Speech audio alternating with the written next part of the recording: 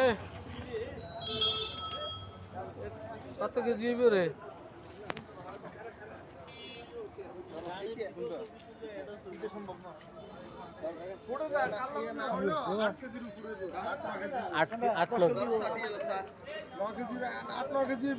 কত বড় চা লইবে না? লইবে না? হাউস করো। কত করে চেয়েছিলেন?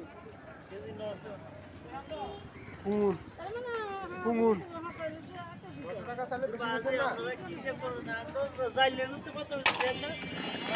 এই যে 900 টাকা পাঙ্গাসি চাইলে বেশি দিচ্ছেন না?